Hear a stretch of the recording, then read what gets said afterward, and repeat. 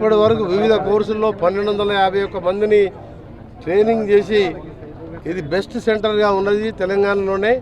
ఇంకా కూడా దీంట్లో ఉన్న మహిళలను కానీ ఇందులో జాయిన్ కానీ ఇందులో ఈరోజు స్వింగ్ మిషన్స్ అంటే కుట్టు మిషన్లు నేర్చుకున్న వారికి దాదాపు 116 మందికి వాళ్ళ మిషన్లు కూడా ఇవ్వడం జరిగింది.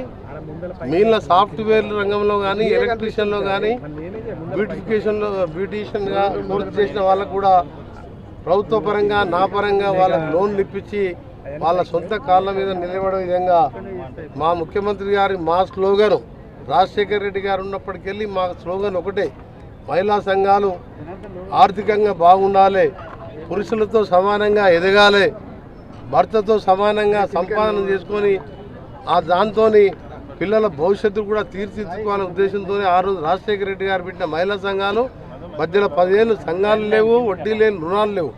మళ్ళీ ఈరోజు మన ఇందిరమ్మ ప్రభుత్వం రేవంత్ రెడ్డి గారి నాయకత్వంలో మినిస్టర్స్ మేము అందరం కూర్చొని ఆలోచించి ఇవాళ కోట్ల రూపాయలు లోన్లు ఇస్తున్నాం. మన నల్గొండ పట్టణంలోనే మొన్ననే 4,97,00,000 వడ్డీ లేని రుణాల కింద వడ్డీలు కట్టడం జరిగింది. ఒక్కొక్క సంఘానికి 30,000 35,000 రావడం జరిగింది. ఇక ముందు కూడా సంఘాలకు చెప్తున్నాం, మీరందరూ కూడా సంఘం సభ్యుల్లో చేరండి. మహిళలందరూ కూడా ఎవ్వరు కూడా ఖాళీగా ఉండొద్దు. మీరు మీ దగ్గర ఉన్న వాళ్ళందరూ కలిసి ఒక సంఘంగా ఏర్పడండి. ఆ తర్వాత 50,000 ఒకసారి 1,00,000 ఈ విధంగా మీకు సెట్వింగ్ ద్వారా ట్రైనింగ్ చేయడమే కాకుండా లోన్లు కూడా ఇచ్చే కార్యక్రమం చేస్తాం. అది కూడా వడ్డీ లేని రుణాలు కాబట్టి మీరందరూ కూడా ఈ కార్యక్రమాలు చేరాలని. మొట్టమొదటిది ఇవాళ ప్రభుత్వ పరంగా కుట్టే బట్టలు హాస్టల్లో కానీ స్కూల్స్లో కానీ ఇచ్చే బట్టలు మొత్తం సంఘానికి వేయాలని కలెక్టర్ గారికి చెప్పడం జరిగింది. దాంతోపాటు 5 కోట్లతోని నల్గొండలో మెడికల్ కాలేజ్ దగ్గర ఇండియా ఇంటిగ్రేటెడ్ దగ్గర 5 కోట్లతో పెట్రోల్ బంక్ కూడా మే 2nd వీక్లో ఓపెన్ చేస్తున్నాం. ఇంకా 2.5 మాసాల్లో పెట్రోల్ బంక్ ఓపెన్ చేసి అక్కడనే రెస్టారెంట్ కానీ సూపర్ బజార్ కానీ పెట్టడం జరుగుతుంది. ఈ విధంగా మహిళల్ని కూడా పైకి తీసుకురావాలని మా లక్ష్యం. దానికి తోడు నిన్న జరిగిన మీరు చూసిన మూసీ అనేది నా ముఖ్యమంత్రి గారు ఆయన తెలంగాణ హైదరాబాదులో ఎంతమంది బాధపడుతున్నారో అంతకంటే ఎక్కువ 30 లక్షల మందిని నల్గొండ ప్రజలని ఇవాళ మొత్తం విషపు కూటమిలో బతుకుతున్నారని చెప్పి వరల్డ్ హెల్త్ ఆర్గనైజేషన్ కూడా చెప్పింది. నల్గొండలో కింద ఫ్లోరైడ్ పైన హైదరాబాద్ డ్రైనేజ్. దీనికోసం ఫ్లోరైడ్ శుద్ధి మన మూసీ రీజనరేషన్ కార్యక్రమాన్ని చేపట్టి నిన్న 4 గంటల మీటింగ్ పెట్టడం జరిగింది. ఆ పనులు కూడా మొదలవుతున్నాయి. దానికి 1,50,000 కోట్లని 2 లక్షల కోట్లని లేనిపోని బదనాలు చేసి 40 లక్షల మందిని చంపాలని చూసిన ప్రతిపక్షాలు.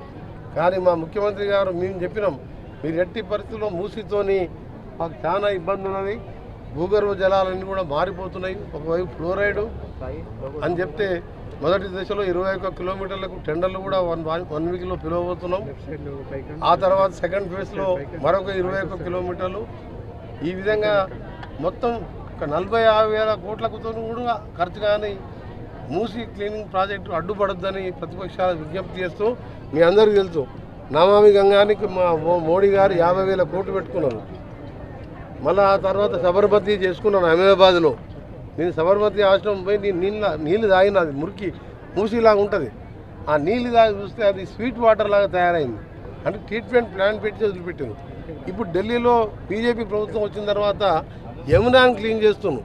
యమునా ఎంత ఉంటుందంటే అది మూసీ కంటే బెటర్, ఇంకా అంతకంటే వరస్ట్ అయినా మూసీని మాత్రం క్లీన్ చేయొద్దంట. పక్కకుండా 10,000 మందికి ఇల్లు పోతున్నాయి.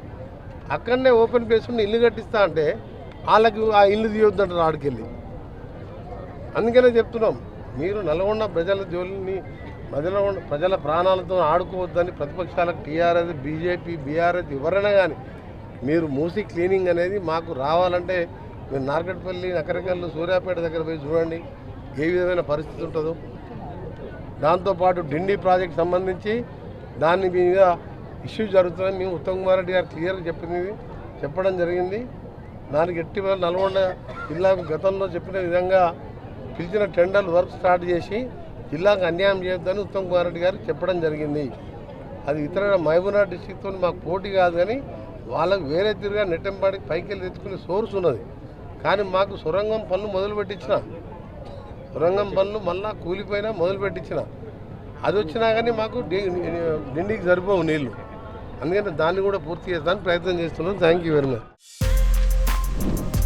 For more videos like this, subscribe Big TV channel.